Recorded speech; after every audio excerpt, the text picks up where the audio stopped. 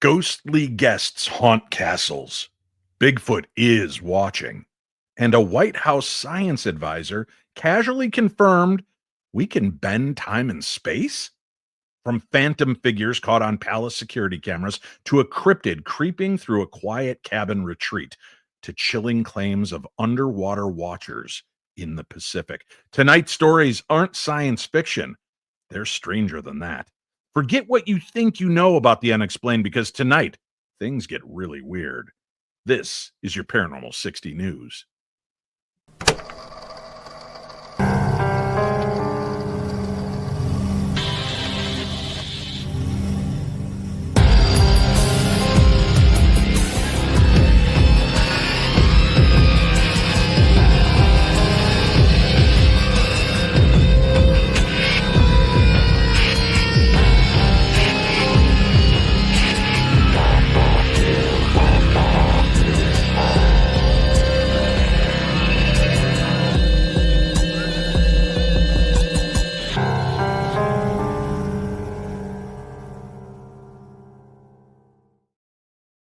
Good evening, Darklings. Welcome to the program. Hey, Napanock, New York, I'm coming for you in just 2 days. I will be at the Haunted Shanley Hotel special event in Napanock, New York, April 25th and 26th. That's this Friday and Saturday, and you should join me. I'll be there along with Scotty the Medium. We have meet and greets, presentations, gallery readings, paranormal investigating, and so much more fun. There's only a few tickets that remain, and there is one room left open at the Shanley.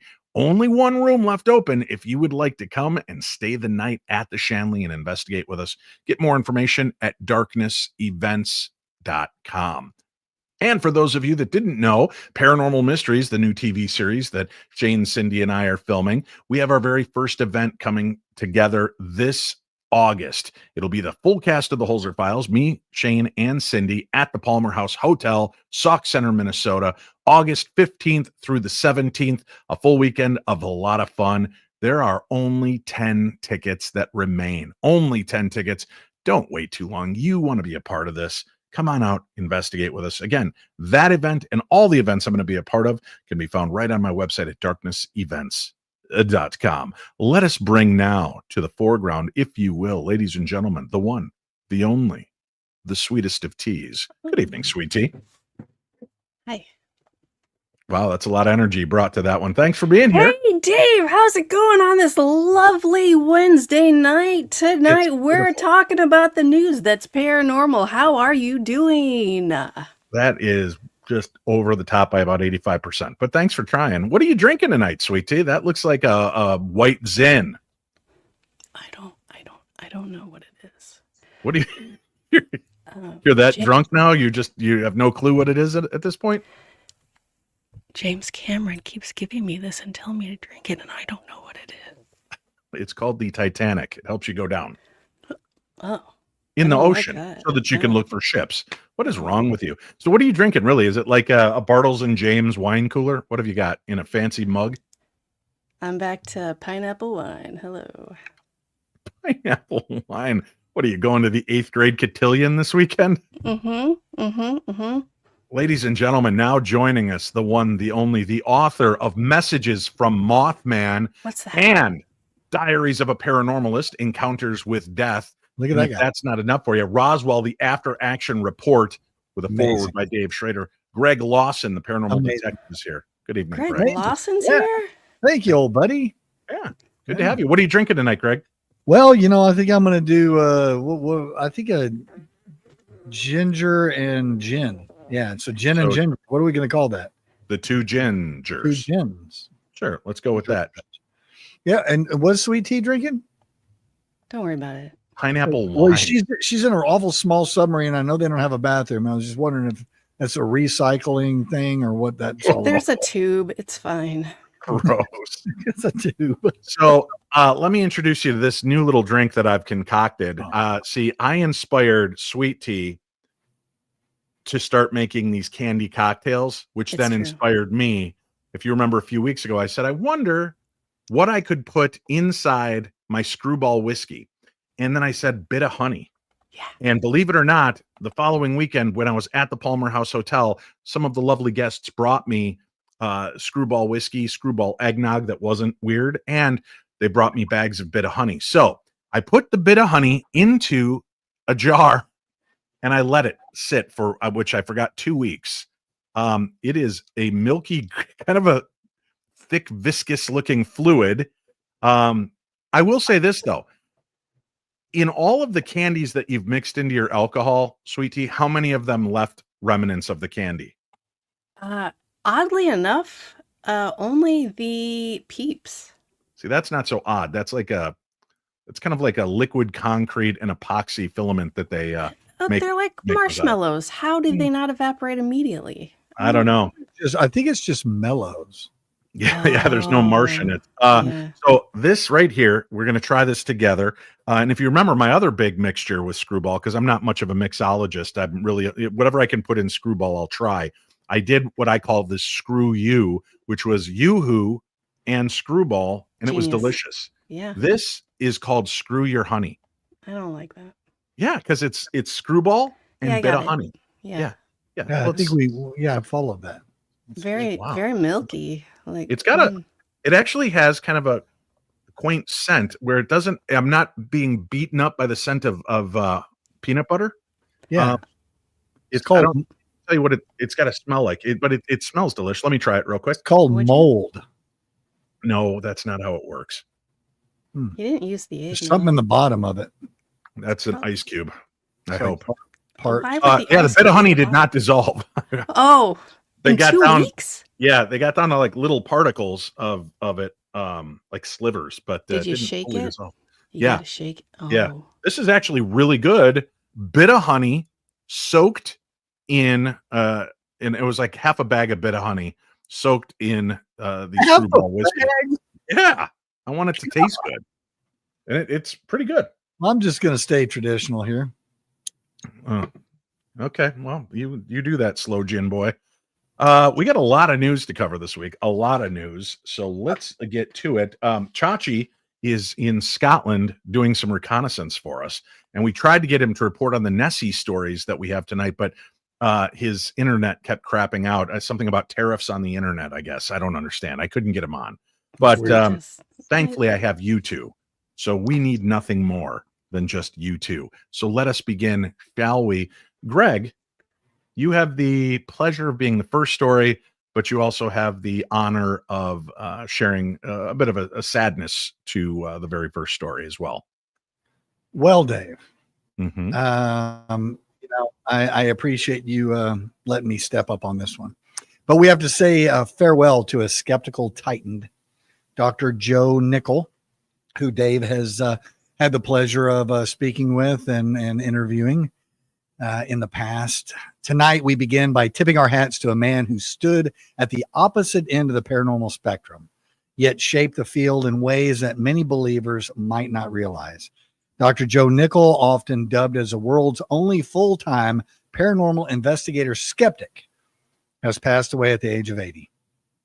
Senior research fellow at the Committee for Skeptical Inquiry and a longtime columnist for Skeptical Inquirer, Nickell built a career on peeling back the veil of the supernatural claims, not with EMF meters or spirit boards, but with critical thinking and good old-fashioned detective work.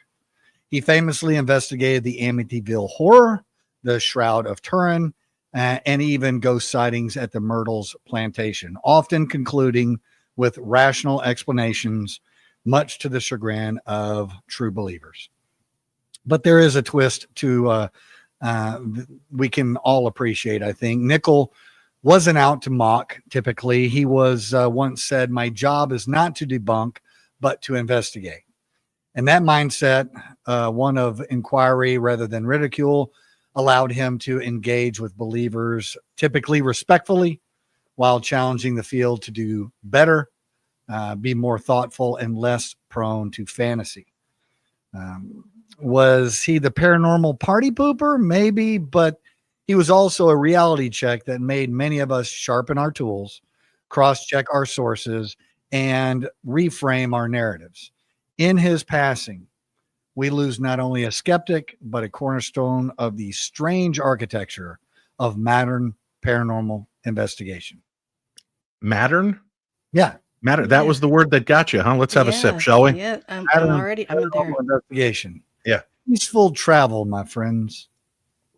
I have not been a Yeah, fan peaceful of Joe travel. Nickel for a long time.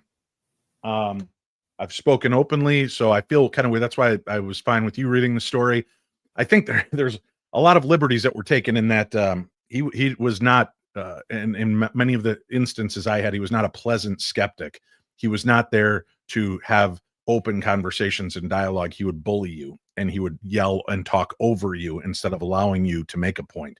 He would ask you, well, if that's true, then explain it. And you'd start, and then he would immediately interrupt you and tell you you're wrong. And I'm not a fan. It's a tragedy. I'm sorry that he's passed, and I wish the best for his family.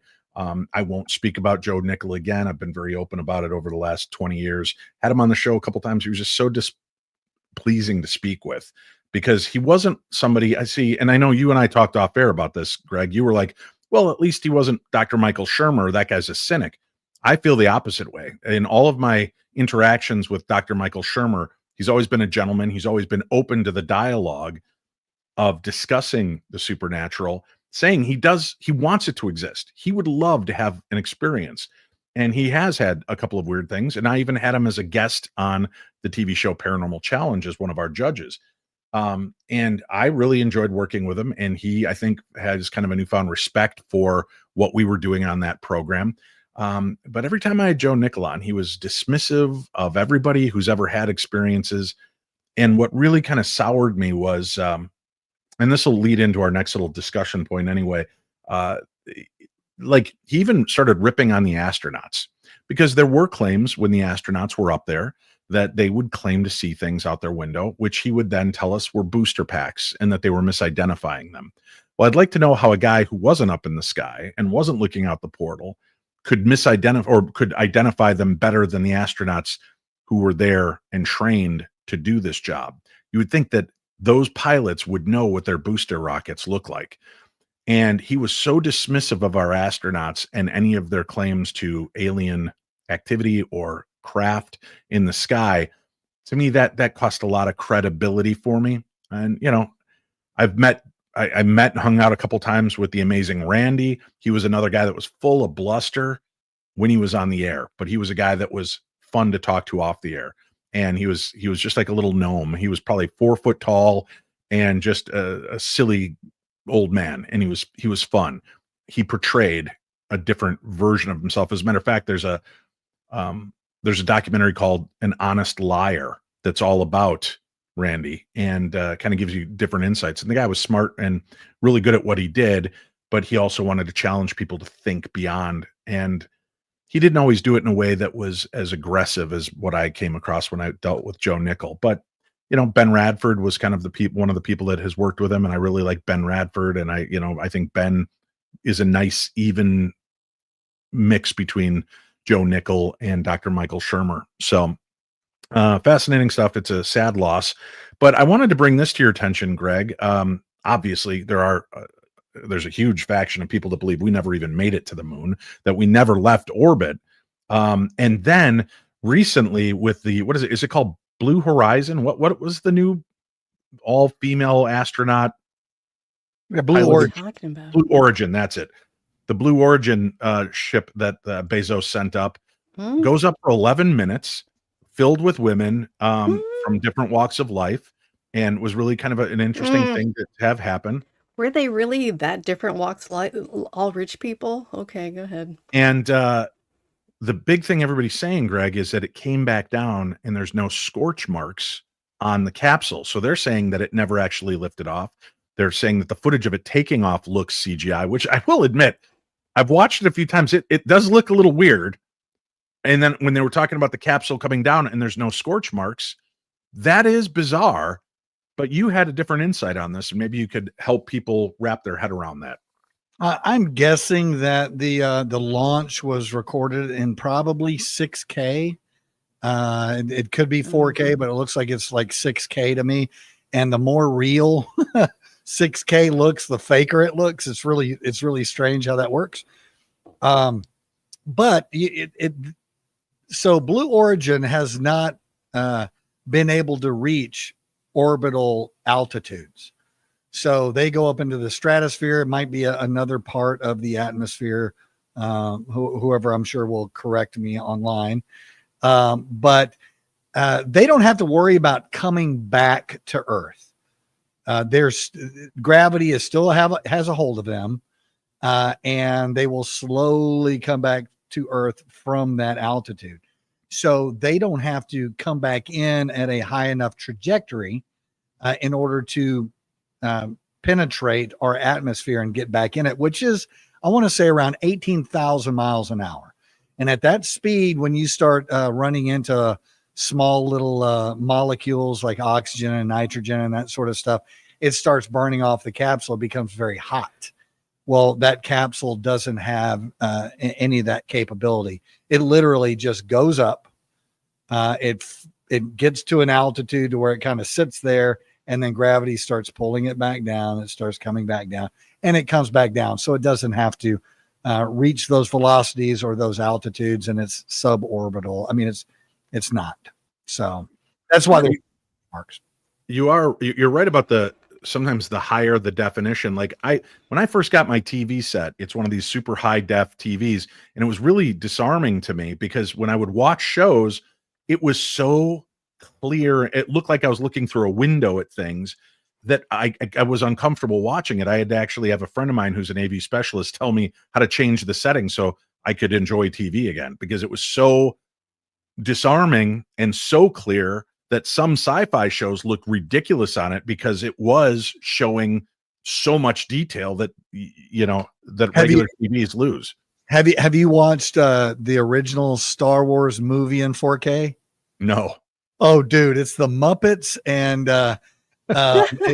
it's like a soap opera. You know how soap operas are shot? Oh, yeah.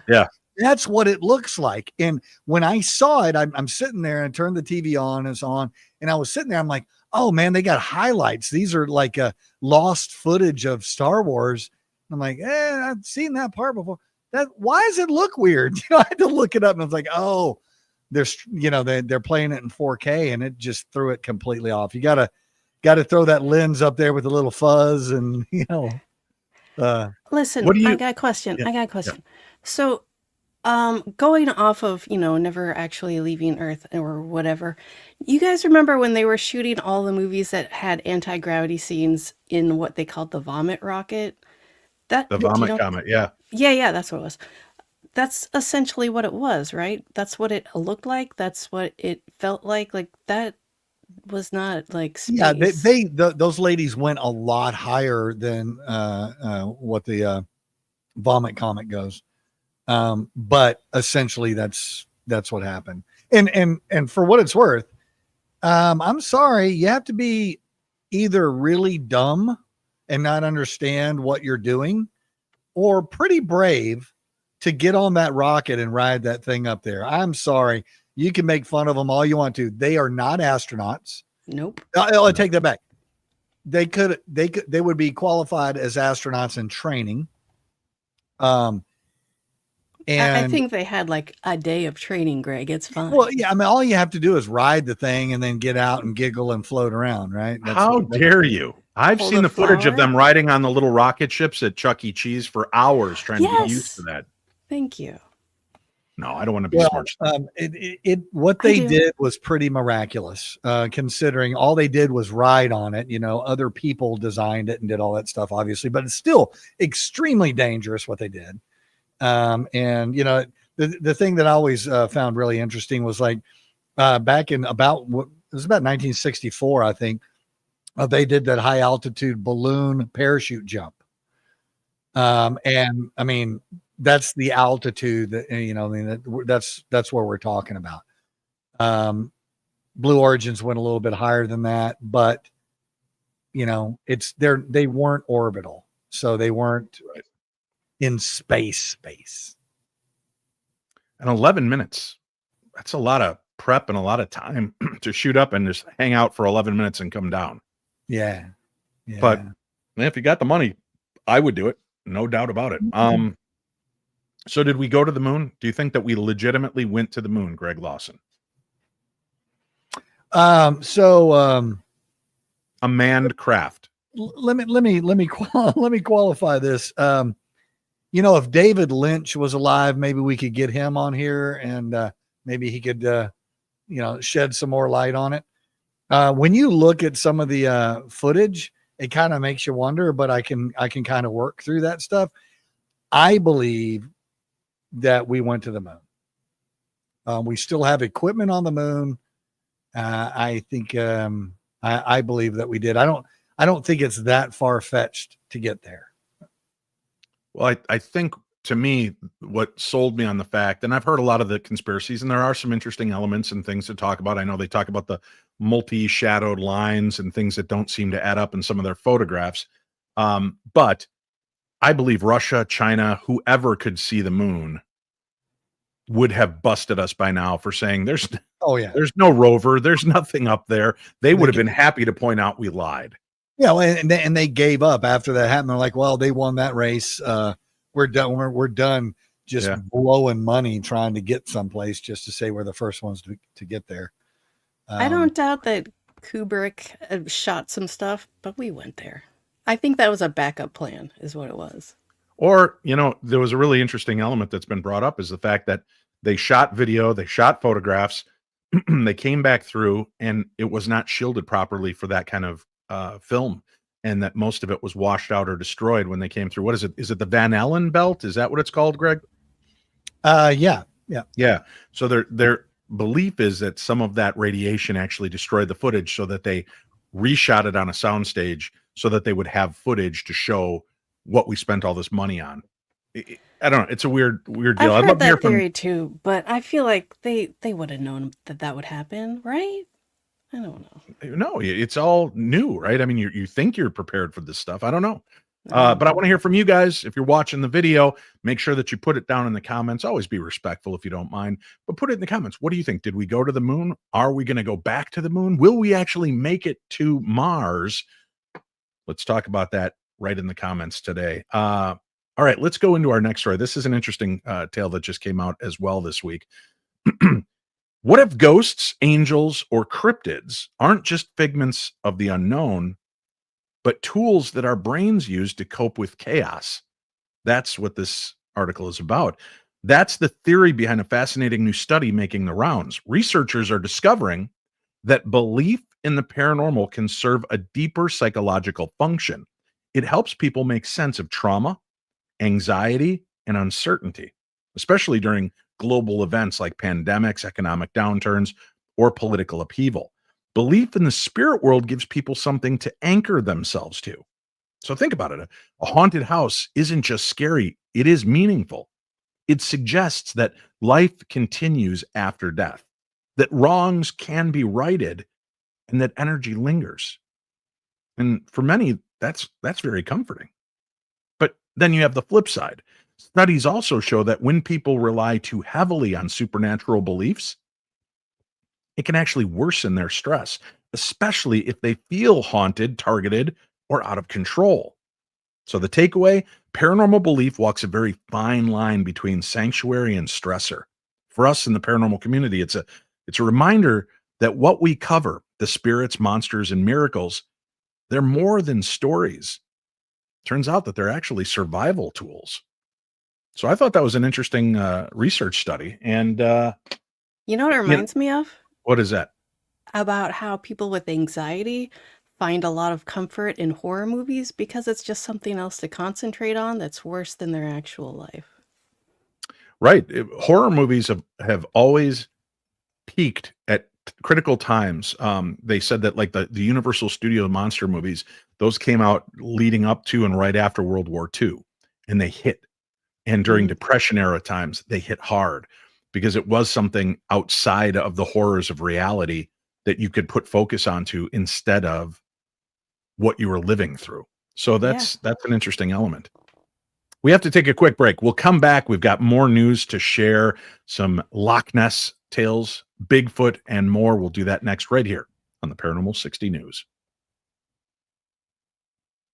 A vampire in Rhode Island? A UFO crash in Connecticut? A flying moose in Maine? A haunted bridge that calls your name? New England is weird. Really weird. Wicked Strange by Jeff Belanger and Frank Grace is your ticket to the bizarre. Ghosts, monsters, urban legends, and roadside oddities you won't believe until you see them. So pre-order now on Amazon. It drops September 2nd. Assuming the Black Dog of West Peak doesn't get you first.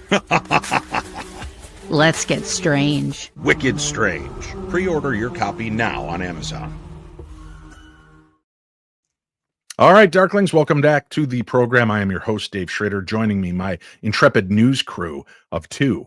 We are down to 2 right now. Chachi, she'll be back with us soon, I've been told. And the Colonel, I believe this summer, returns to the program, Greg. So we'll be saying goodbye to Tressa at that point. Oh. But it'll be great to have Chachi and the Colonel back. The Colonel returns. Yeah. This Woo, summer. the Colonel. All right, speaking of you, Sweet Tea, enjoy every story you have left to share with us. What's your story, your tale, your stale? My what? Hold on, let me take Yeah, a let's drink all have a of drink for that. I stumbled just trying to get through the introduction. Do you have to drink just for talking? I thought it was this. just. I feel like we should, because words is Yeah. hard. Yeah. Yeah. It's fun. Yep. Hey, a forgotten eye beneath Loch Ness resurfaces. In 1970, a camera was dropped into the dark waters of Loch Ness by the Loch Ness Investigation Bureau. It was part of a massive effort to capture definitive proof of the elusive monster. Then it vanished. Now, more than 50 years later, the camera has been recovered, not by divers, but by accident. A robotic sub known as Bodie McBoatface, yes, that one, snagged the long-lost device during a test drive. And so... Somehow. The word is somehow. Oh, I got a space in between. Okay. And somehow, the camera and parts of its film reel survived. Now, no, oh boy. No, there wasn't a photo of Nessie peeking out from the mist, but what was found were haunting. What? Who wrote this? Read the what sentence. was Back found it up. were haunting. Oh, Kel, I did read this beforehand, by the way. Did you? But what was found were haunting surreal images of the Loch Ness depths from the early 70s, preserved in eerie details. It's a time capsule, not just of old tech, but of a different era in paranormal research. Back then, people camped for weeks by the loch, scanning the water, logging sightings on typewriters, treating cryptid hunting with near scientific rigor. This find reminds us that before drones and AI-enhanced photos, there was a raw, boots-on-the-ground passion, and maybe, just maybe, the monster respected that more. Back to you, Dave. How do we know that it's footage of it in the 70s? Maybe it took a couple in the 80s, maybe a couple in the 90s. We don't know when it was snapping off those pictures. They're like lava lamps floating around. They're like, oh, it's the 70s. There's some shag carpet. Definitely the 70s. There was a conversation pit down at the bottom. It was beautiful. Yeah. Mm-hmm. Bearskin rose. Very strange. I wonder if it's the cold water that preserved the film from breaking down. Although the water wasn't in the because it's like in a container. Right, but it's still cold down there, so probably. Yeah, you would think. Very strange. Well, Greg, if only we knew somebody who was a diver and recovery expert. Man, Yeah, that would boy, be helpful. he could shed a lot of light on this. That's so weird, because I don't know about Greg, but I've been on this sub sponsored by James Cameron for the past 2 weeks. He won't let me leave. And I can tell you, Bodie McBoatface can get out of here with that because we have found more stuff. Bodie, and just so you know, it sounds like Tressa's being her normal, sarcastic, insane self, but the boat is actually called Bodie McBoatface. Yeah. The good people of Scotland were allowed to vote on names. And They Bodie were like, you know McBoatface what? got the Oh, most bless. votes. Bless Scotland. We love you. They're my people, Scots, Irish, English, and German. That's what I am. That's Yeah. weird. I would have never expected that. I know, because I don't drink as hard as friends that aren't even any of those things. All right, Greg. Hey, buddy. Let's return to the loch. You want to go back to the loch? Yeah, you've got a story for us, don't you? Oh yeah, of course I do. Yeah, I just didn't know if you wanted to go back, or go way back or what. But the battle for Nessie's soul It's AI versus authenticity, my Oh, friend. is this an actual photo? Yeah, that looks pretty good. Yeah. That's pretty good right there. Over at the misty waters of Loch Ness, a new monster has emerged. And it's not Nessie. It is artificial intelligence. You're welcome. With smartphone apps that can generate lifelike images in seconds, the Loch Ness Center in Drumnadrochit, Scotland, is being flooded by AI fabricated sightings. People are sending in pictures showing humps, wakes, shadowy sea serpent silhouettes, only for experts to uncover that these aren't lucky captures, but just algorithmic creations. General Manager Nagina is Hawk. She's living in Scotland there. Nagina is Hawk. Didn't mince words. Please don't send us AI pictures. It's our duty to ensure we keep some integrity, she said. The project, oh God, here we go. Yeah. Yep. Hashtag Greg be truggling. To protect the legend and legitimate research, the center now works with consultants, digital forensic experts trained to detect deep fakes and AI enhancements. Enhancements, he says. Hold on. Thank you for your patience while we deal with technical difficulties. Why does this matter? Because Nessie isn't just a cryptid. She's a symbol of mystery, one that has survived sonar scans, DNA studies, and hoaxes for decades. And now Nessie faces a new foe, the kind that doesn't lurk in the waters, but lurks in code. This isn't just about one lake monster. It's about preserving the sanctity of witness testimony, photographic evidence, and the allure of the unexplained in an era where tech can manufacture mystery on demand. The question isn't whether Nessie is real or not. It's becoming, can we ever trust what we can see again? Back to you, Dave. Yeah, I don't know. That's the tough part. People are saying, "Oh, we've got all these cameras now. There's trail cameras, our cell phones.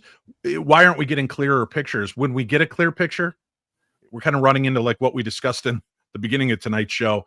Sometimes the clearer it is, the more fake something real looks. Yeah. That's a fact. Yeah, very strange. So Nessie, I mean, obviously they've got a lot of people that come to Scotland to go out on Loch Ness to visit and buy things, and it brings a lot of tourism to them. Do you believe that at some point a large creature that has gone extinct lived there, like within the last 100, 200 years? Or do you think that it's just a giant eel? There's an Sweet. outlet. There's caves underneath the loch that go into the ocean. Yes, absolutely. There's a monster. Yes, absolutely there is. Get out of here. Okay, good point. How about you, Greg? What's your take on it? Oh yeah, I'm on Sweet Tea's sub. Are you? No, not No. really. Yeah. You know, the problem with it is the problem with a lot of this stuff is as soon as people start hoaxing it, it makes it that much more difficult, right? Ruins Of it for all of us. course. Yeah. If the original that comes forward, like the surgeon's photo and that sort of thing, comes out. I mean, when I saw it, I'm like, when I was a kid, I was like, those waves don't look right. But I didn't understand hydrology at that time. But it just didn't look right to me. It looked like I was in a bathtub splashing around, not the way I know the lake where I grew up. Our waves didn't look like that. It looked like a bathtub photo. And so, when you look at stuff like that, did something like that probably live in a lake like that at some point? Probably. But I don't know, man. I wanna believe. I feel like every body of water, United States, otherwhere, that's a word, sure. Underwear? And sure, yep.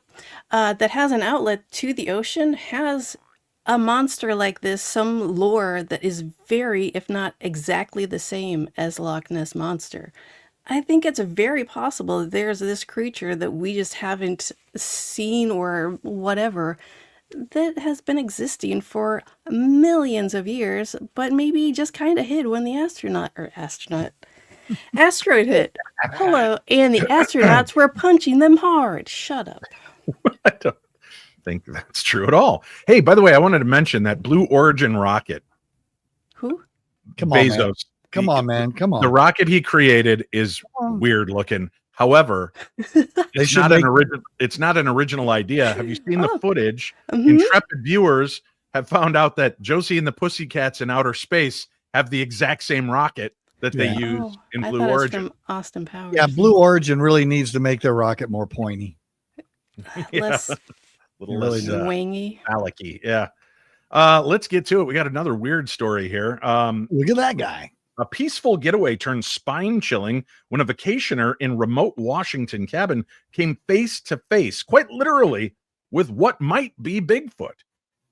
Not stomping through the forest this time, though, but peering straight through a cabin window like a nosy neighbor from another world. According to the man behind the photo, the encounter happened in the dead of night. He was startled by a strange presence outside. When he looked toward the window, he was met with what he described as a gorilla-like face, wide-set eyes, fur-covered skin, staring back in eerie silence. Frozen with fear, he grabbed his phone, snapped a photo, which has now gone viral. For those of you watching, these are the photos that he snapped. The image, of course, is grainy because, Bigfoot. Classic potato quality, it says, which is almost a Bigfoot tradition at this point. But what makes this case different isn't the clarity, it's the proximity. This wasn't a blurry blob 100 yards away in the forest. This was inches. Inches? Let me have a sip. Delicious. Yeah, this was inches from human contact. Skeptics argue it could be a prank or maybe a bear. That does not look like a bear. I'm not an outdoorsman. That's not a bear. That doesn't even look remotely. It looks like more like a cast member of Duck Dynasty than it does a bear. Boom. Right? Get right. Skeptics argue it could be a prank, maybe a bear, but others point to the timing, the witness's demeanor, and the emotional response captured in the aftermath. Could this be another sign that Bigfoot isn't just a forest phantom, but a curious, calculated pervert observer? Let's be honest. Bigfoot peeping through windows, that's some Mothman prophecy level nightmare fuel right there. I honestly, if you guys are in a cabin and you just glance at the window and that's staring in at you, I would never go in the woods again. Never. Ever. He's checking out your inchins. All three of our inchins. Yeah. Terrifying. Ugh. Very weird. All right, Sweet Tea from Monsters Lounge. You might recognize her from the podcast that's also heard on the Paranormal 60 audio network every Wednesday. She has another Bigfoot tale for us. Yay! What have you got for us here? Becoming Bigfoot. A Sasquatch simulation experience. If you've ever dreamed of ditching the daily grind and living in the forest as a 9-foot-tall cryptid, your time has come. Yes. A new video game now lets you experience life from the Bigfoot perspective. This isn't your average hunt the monster game. Here, you are the monster. Players roam through remote wildernesses, avoid cameras, dodge armed hikers. Why are they armed? And try to uncover human secrets, all while trying to survive. The game developers say they wanted to flip the script, allowing players to see humanity through Bigfoot's eyes. It's part stealth, part survival, and part cryptid mythos simulator. And let's be honest, it's oddly empowering. The concept draws on folklore, conspiracy theories, and native legends, with players encountering everything from secret government bunkers to other hidden creatures of lore. In a time when virtual reality blurs with storytelling, this isn't just a game. It's an interactive cryptid myth brought to life. For those who think Bigfoot is just a blurry photo in the woods, this game might make you wonder what he sees when he looks back at us. Back to you, Dave. Fancy. I'm going to bring up a point here. I don't want to get political on this. This has nothing to do with the politics of it. It has to do with the Bigfoot of this. Okay. So if it's true that we are going to start leveling a lot more of our forests so that we can produce more product here in the United States, how far are we out, Greg and Sweet Tea, from getting definitive proof of Bigfoot if we're going to start taking out its habitat? What do you think, Sweet Tea?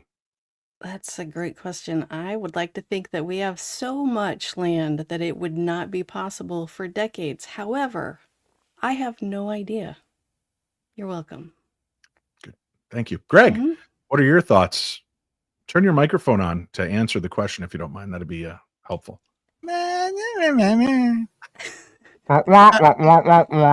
If you look at the people that are on the cutting edge of this kind of stuff, I find it incredibly interesting that you have a lot of zoologists, you have a lot of anthropologists, you have a lot of big game hunters and stuff, and say that absolutely a group of up to 500 Bigfoot is could be living in North America. That would include Canada as well, right? Bigfoot is, yeah. And when you hear experts say, yeah, that could happen if they were smart enough to where they stay away from humans, that would happen. It would be really interesting to see what Pfizer and the rest of them have planned as far as clear cut and what that would do, because that always we're pushing habitat like crazy, right? Everywhere right now, everything growing, so many new sprawl from the cities and that sort of thing. So I would say within at least 20 years, we're gonna get some sort of proof. I mean, 20 years, a couple decades, it's like the same thing, but go ahead. Yeah. Wow, she is I'm gonna go ahead salty and tonight. go mute again. Yeah, let's just call her salty going forward. She is that. All right, let's take a quick break. Accurate. We'll come back. We've got more to discuss. This is your home for all things paranormal. This is the only news you need to know. We are the Paranormal 60 News Crew. Did you know that radio just got a little extraterrestrial? That's right, Dave Schrader is back on radio with the Paranormal 360 every Sunday evening, 7 to 9 p.m. Central on WCCO AM 830, an Odyssey station. Just download the Odyssey app and look for the WCCO logo, follow the station, and listen live. That's the Paranormal 360 on WCCO AM 830, an Odyssey station. Are you feeling lost, stressed, wondering if Mercury is ruining your life again, or the universe is just ghosting you? Well, you're not alone. At Love and Lotus Tarot, I keep it real. No crystal balls, no woohoo, just honest, grounded guidance to help you navigate life's chaos. Whether you need clarity on love, career, or just anything that feels like a mess, I've got you. Here's something really cool. In between tarot sessions with me, I just put out this new journal book, your very own purge journal. Don't hang on to all that angst and all that stress and all that anger. Get rid of it. Whether it's valid or not, you still have that emotion just eating away at you. So purge them onto paper, scream it, shout it, get it out. They're available right now on Amazon. Scan the QR code or click the link in the description below.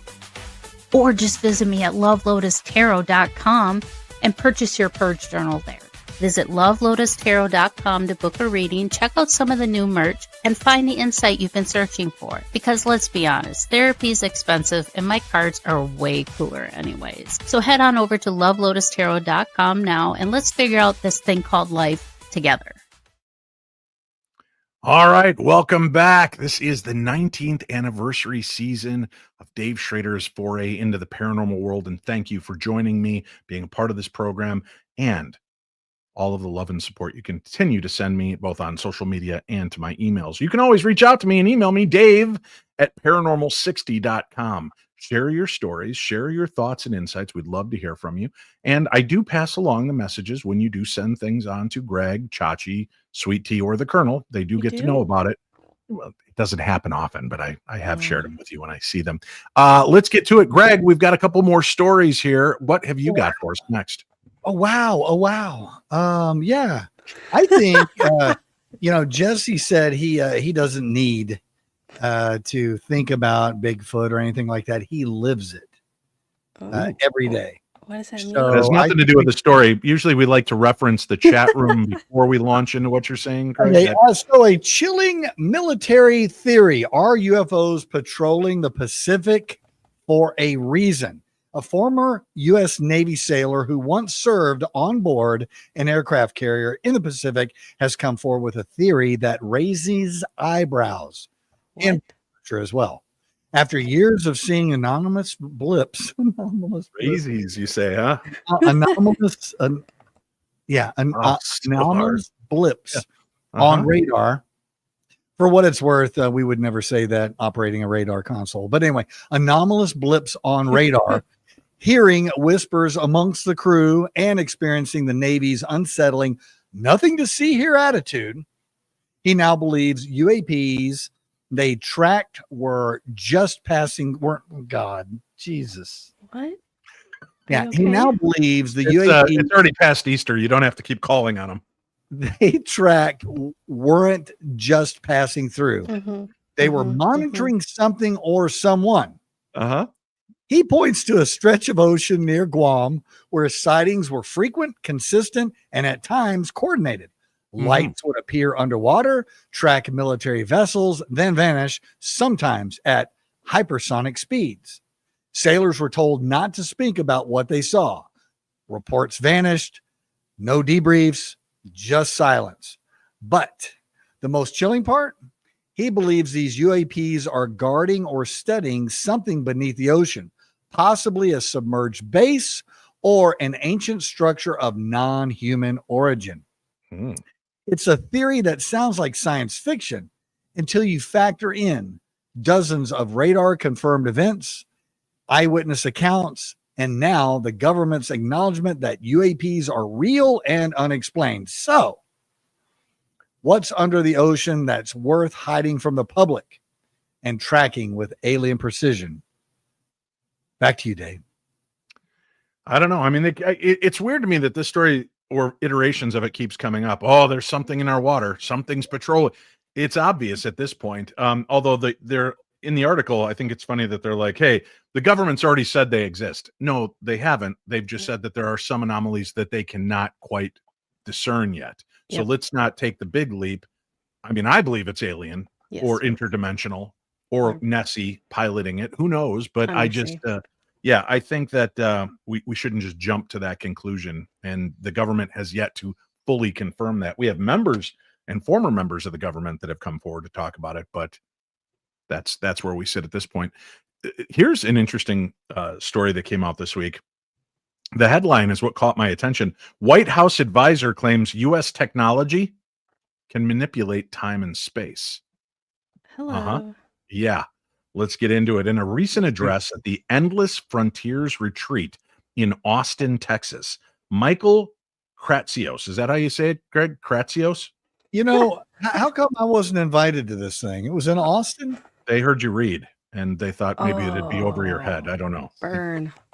He's the director of the White House Office of Science and Technology Policy, and he made a provocative statement. This is the exact quote, folks. Our technologies permit us to manipulate time and space. They leave distance annihilated because these things cause these things to grow and improve productivity.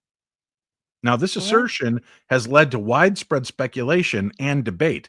While some interpret his words as a metaphor for achievements in communication and transportation technologies that effectively shrink distances and enhance productivity, others are pondering the possibility of more literal interpretations involving cutting-edge research in physics and engineering.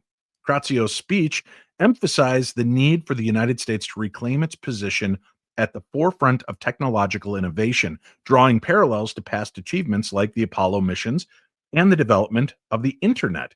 He highlighted concerns about regulatory frameworks potentially hindering progress and advocated for a renewed focus on research and development in areas such as artificial intelligence, biotechnology, and advanced manufacturing.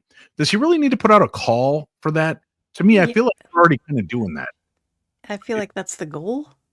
Right. It's not like, well, let me be the first to say we should focus on all these things that we're already doing. That's a great idea. Yeah, thank you. Thank you. You're And welcome. if we could find a way to take part of a cow, Uh-huh. flatten it, cook it, and put Yeah. it between bread, Oh, maybe with cheese, pickles, ketchup, What? mustard, that sounds awful. Why would you No. do that? it's worth a try. It's That science. cow makes milk. Does it though? Have you ever seen milk come out of a cow? Yes. No, you haven't. You I grew up in the suburbs. Nebraska. The suburbs of Nebraska. That's true. Yeah. The phrase manipulate time and space has captured the public imagination, leading to discussions about the boundaries of current technology and future possibilities it may unlock. While the exact implications of Crazio's statements remain open to interpretation, it undeniably underscores the administration's ambition to push the envelope in scientific and technological domains. So I ask you this, being former military, Greg, and knowing that we're always playing games with, I don't want to call them our enemies, but with other foreign, lands, do we throw a line out like, oh yeah, we can manipulate time and space as a way to kind of threaten these other countries that we have something that they don't, and it could alter the history of mankind? Well, a good way to distract your enemy is to say ridiculous stuff. Mm-hmm.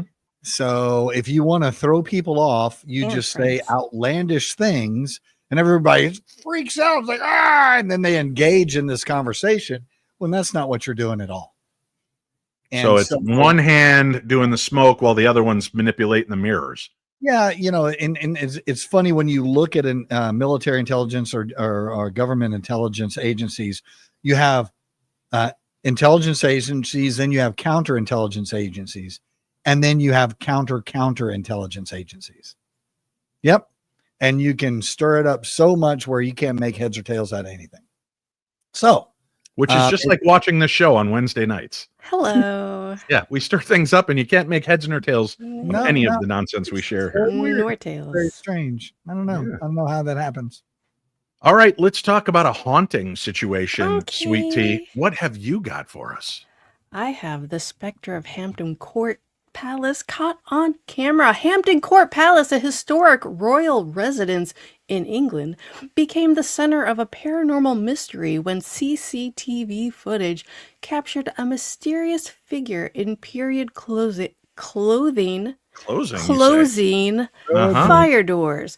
The Oh, that was incident occurred over 3 consecutive days, with the most compelling footage showing a tall figure in a long, flowing robe appearing to shut the doors with force. Shut Pa- the door. Thank you. Palace security staff were alerted to the fire doors opening, I thought they said closing, without explanation. Upon reviewing the footage, they were astonished to see the enigmatic figure. No staff members were dressed in such attire, and no actors were present at the time. The figure's sudden appearance and disappearance added to the mystery. The palace, known for its rich history and association with King Henry VIII, has long been rumored to be haunted.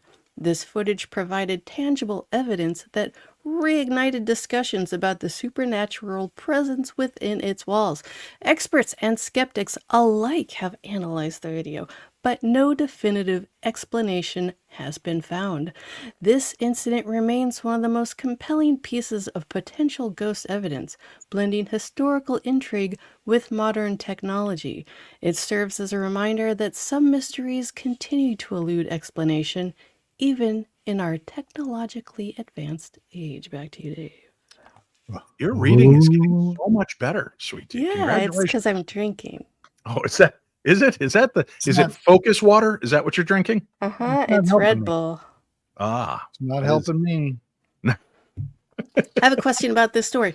Didn't that story come out like 20 years ago? I swear I saw that video It's like a cyclical. really long time ago. It's Mandela effect. yeah, Okay. yeah. Larry Mandela. He was Beaver's best yes. friend on Leave It to Beaver. Yeah. He He's was the great. pizza guy. You Mhm. know, the pizza guy. Yeah. No, that's the Noid, and he's coming back. Thank God. That's what we need right now is the Noid. He's Yeah. a Bud Man also. Bud Man. Oh yeah, Mm. I wonder if that's his part-time gig. You know, do you know why the Noid disappeared? If Domino's Pizza used to have this guy avoid the Noid. You have 30 minutes from the time you place your order to get your pizza delivered to you, and if you didn't, you get a discount or free pizza. So the Noid was like this really popular character. It stopped because a man with the last name Noid showed up at a Domino's wielding a weapon and held people hostage. What? Now this could be, I read it online, so there's a chance. So it's an urban legend? No. It's supposedly true because I did a little bit of background digging and I found other sources, but none of them were like Wall Street Journal or the New York Times.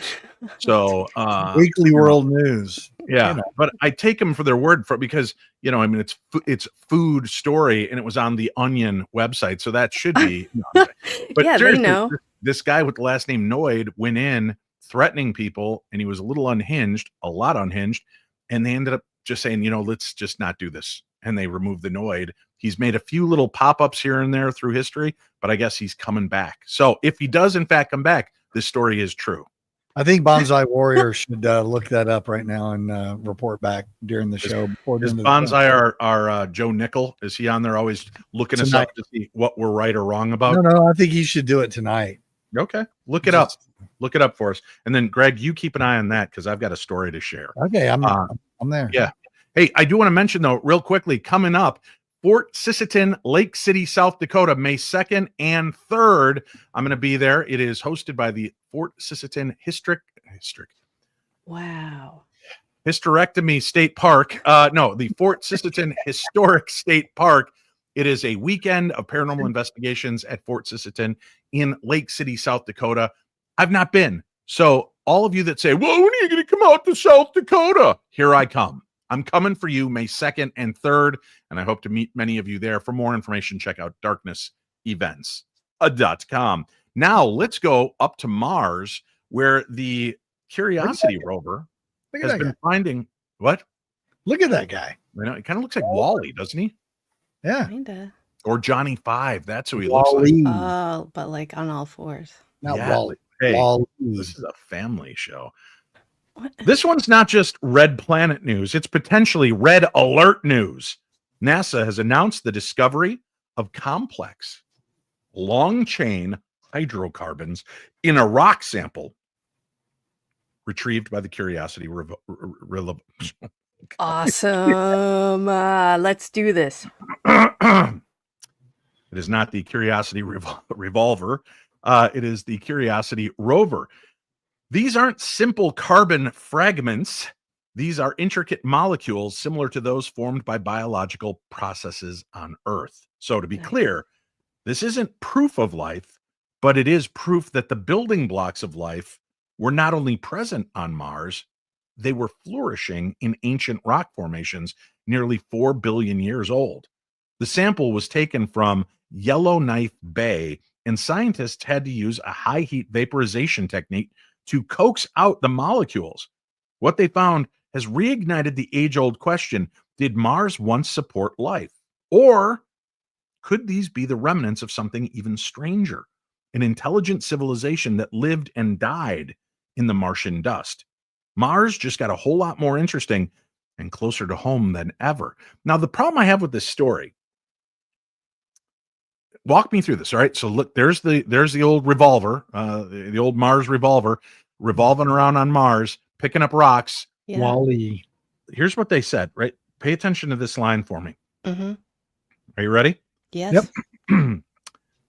Let's be clear. This isn't proof of life, but it's proof that the building blocks of life were not only present on Mars, they were flourishing in ancient rock formations nearly 4 billion years old. What? Now, things that are 4 billion years old on our planet are usually buried pretty substantially down. Right. So And- how is it that we happen to pick up a rock that's 4 billion years old? How do you can't carbon date a rock? Yes, Greg. So we have active geology. In other words, our stuff moves, plate tectonics, ocean, all that stuff, it moves. Mars does not have active geology. It's a big rock. How do you know? Have you been there? Yeah. I've watched a lot of 1950s movies. Oh. All right. Fair enough. And Yeah. I think that all of us need to go revisit the remote viewing experiment they did at the CIA where the guy remote viewed millions of years ago on Mars, and then it'll all be clear. Oh, is that how it works? Yes. Yeah. All right. Fair enough. Well, that's it, kids. Believe it or not, we're out of time. The show is over. I'm not done At with my 1 hour, drink. 31 seconds. I know. It's time to chug. Oh, So thank you all for tuning in. Thank you two for being here and being part of this program. Thank you to our friend Zellman's Minty Mouth. You can get Zellmans.com/P60 to get 15% off your ultimate mint sensation. And they've just introduced spearmint flavor as well. You're going to love them. Try Zellmans.com/P60. So what do we take away from tonight, Darklings? That the lines between science, legend, and nightmare are getting blurrier by the headline. That's one thing we can look at. A ghost was captured on camera, Bigfoot playing Peeping Tom, a Navy vet pointing to something ancient and hidden beneath the sea, and the White House whispering that time and space aren't quite as stable as we once thought. So whether you're a believer, a skeptic, or somewhere in the weird and wonderful middle, we're glad you rode shotgun on this haunting highway with us this evening. May the darkness of this world be just a little bit more light with the information that we share here. For Greg, Sweet Tea, and myself, I'm Dave Schrader, and this has been your Paranormal 60 News.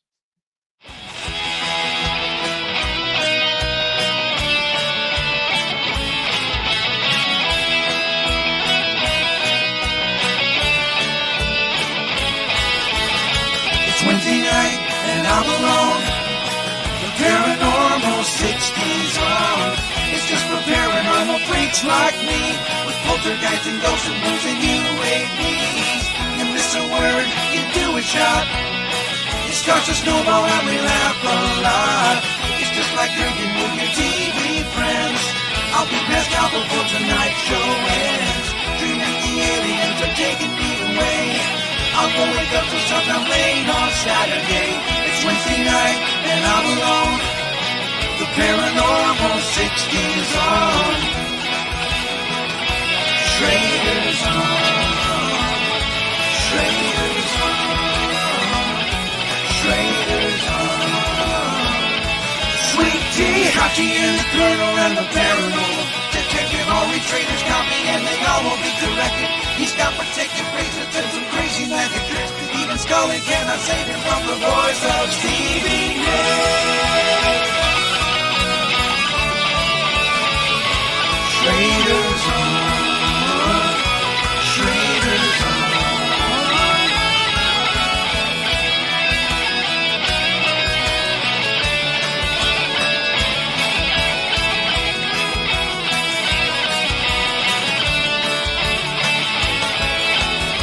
It's Wednesday night, don't be alone. The Paranormal 60's on. Now one day Dave might even put me on his show. There's a ghost in my mom's basement, man, I live down there, I know. It's Wednesday night, don't be alone. The Paranormal 60's on. Schrader.